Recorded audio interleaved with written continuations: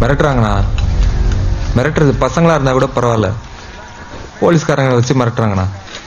MLA பையன் வேற, ஒண்ணுமே பண்ண முடியல. நான் என்னன்னு வந்து பேசினா ஒரே அசிங்கமா போயிடுச்சுண்ணா இன்னைக்கு.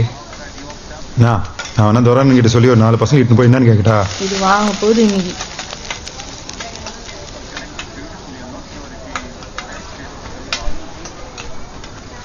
நாளைக்கு போயிட்டு எலெக்ஷன்லேருந்து வாபஸ் வாங்கிட்டு வா. காலேஜ் எலெக்ஷன் தாண்டா ஆரம்பிக்கும். அதுக்கப்புறம் ரோட்டில் எங்கேயோ ஒரு நாள் போனோமா கிடப்பேன். அங்கே தான் போய் முடியும். காலேஜ் எலெக்ஷனு, அதுக்கு தேவையான ரவுடிசம், அப்படியே ஒரு ஆளா பாமா வருது. அதுக்கு மேலே ஒரு தாதா இருப்பான், அதுக்கு மேலே ஒரு போலீஸ் இருப்பான், அதுக்கு மேலே ஒரு அரசியல்வாதி இருப்பான், அதுக்கு மேலே ஒரு பணம் படைச்சவன் இருப்பான். அது ஒரு பெரிய சுழல்றா. அந்த சுழலில் நம்ம சிக்கிக்கவே கூடாது.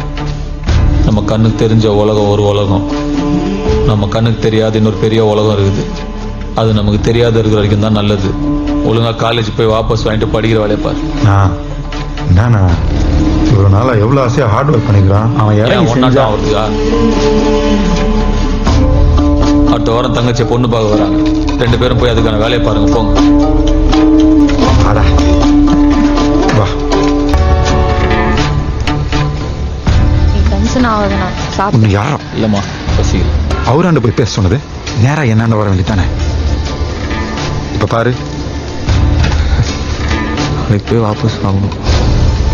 ஏன்னா புரிஞ்சிக்கவே மாட்டேங்கிறாரு. அசிங்கமா போயிடும்.